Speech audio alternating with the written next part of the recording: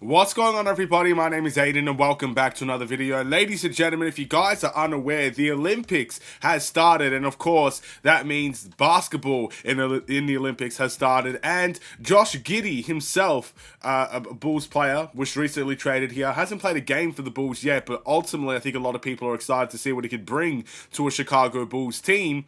Played and actually stood out. Now, the reason why I'm saying this and the reason why I'm bringing this up is because this video is going to be about what does it mean for the Bulls to see Josh Giddey play well in this tournament and for Australia, and whether or not it means anything at all. I've had my opinions, and at the end of the day, of course, as an Australian, there will be some bias there, and of course, I want Australia to do well, I want Josh Giddey to do well. It's a match made in heaven for me. Australia does well, Giddey does well, I am happy. I'm a happy Bulls fan, ladies and gentlemen. But with that being said, I also want to take it to the NBA level, and what does that mean from that point of view? We'll have to find out what I think in this video. But before we get any further, if you liked the video and you want to see more from me, drop a like, drop a follow, and or subscribe if you are new. And let me know in the comments below your thoughts about Josh Giddey and whether or not you think his Olympic performance and even the games before the Olympics, the friendly games and stuff of that nature, he's been balling out there as well. Do you think that will translate over into, I guess, the NBA? And can it be a confidence booster? Can it be a sign for things to come? And I am really in mixed minds about this. But before we get into that, we obviously need to tell you what happened in that first game. Australia defeated Spain, a very, very good Spain team, 92-80, ladies and gentlemen. So we beat them by 12 points. Ultimately, a really big result for Australia. And again, you know, the Olympics is a pretty big tournament. That's why the Olympic team for the United States is stacked upon stacked. It's because everybody wants to be participating in the Olympics. Nevertheless, it's a big result, and Josh Giddey played a huge factor in that big result. He had 17 points, 8 rebounds, and 8 assists in this game. So he played pretty much how you would expect him to play in his prime OKC days. In his prime OKC days, he was averaging around 16 points, 7 rebounds, 7 assists. He was just balling out for a lot of that stretch in his second season for the OKC Thunder. And he's doing the same for Australia.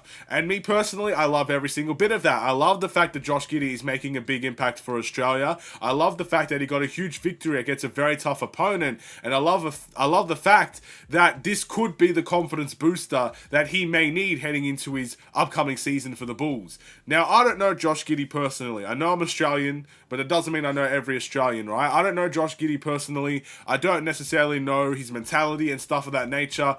All I know is that when things kind of got bad for him, he had a really bad season. It's as simple as that. Yes, there are other things involved in that. Of course, Shai Gilgeous-Alexander becoming an MVP caliber player plays a huge factor in Josh Giddey and his time with the ball and how he can make an impact in a team. That obviously hinders him big time. But I also feel like things outside the NBA has hindered him big time. So being able to perform for his team, which is a big thing. I don't know if you guys know this, but I think a lot of players outside of the United States treat the Olympics, treat the FIBA World Cup or whatever it's called, treat these tournaments more important than treating an NBA season. There are a lot of players that do this, and you can tell that they do this as well. So being able to show the importance of winning a game like this and performing in a game like this can be a confidence booster for Josh Giddey when it comes to playing for the Bulls. It could show Bulls fans like myself and everybody else what he's all about. It could show the confidence that he may have heading into a training camp, heading into a preseason, heading into the regular season, and ultimately it could show what we can expect from him in a Bulls uniform. And so far, we have a lot of positives and negatives for Josh Giddey. Some people not too keen on him, some people very excited to see him. At least now you're going to get to see the full picture of what he can bring, at least from an Australian perspective. But unfortunately, I think that's where the positives end in terms of the Olympics and in terms of, I guess, seeing a player play for their national team and how it translates over to the NBA. And I guess the example I could say about this is another Bulls player that we do have, Chris Duarte. He's a player that has played very well for his Olympic team, or for his team, I should say. And what I will say about him is this. You could go look at the comments of all the Chris Duarte videos I have made, and a lot of people saying he could be a solid contributor for the Chicago Bulls because of what he was doing for his national team and how he was cooking and he was playing really, really well. He was a natural scorer, whatever the case may be. And in almost every single one of those comments, I said it's great that he's playing well for his team. It's fantastic, and I'd rather him play well than not play well. Don't get me wrong, because it makes no sense to want to see him play poorly or anything like that. But in the NBA, he hasn't been able to do it. Not consistently, at least. Good first season, I think a relatively okay second season, but it's gone downhill in terms of production, it's gone downhill in terms of minutes, obviously switching teams doesn't help as well, so ultimately, we need to see it in the NBA. Because seeing it in the national team is one thing, seeing it in the NBA is a completely different story. Guys like Patty Mills, another Australian, has proven time and time again to be one of the best Australian, competitors that there is when it comes to these tournaments. He's absolutely sensational. But then he comes into the NBA, he barely gets any minutes, he barely plays any games, and yes, when he does play, he can contribute. He's been a solid contributor throughout his career. But he's never been the guy for a team or anything like that. It's just a completely different game, ladies and gentlemen, the NBA, and obviously playing for your national team, where he has more opportunity, Patrick Mills, to thrive in his national team because he is seen as the guy there in many ways, and everybody loves and respects him over here at least, and that's beautiful to see.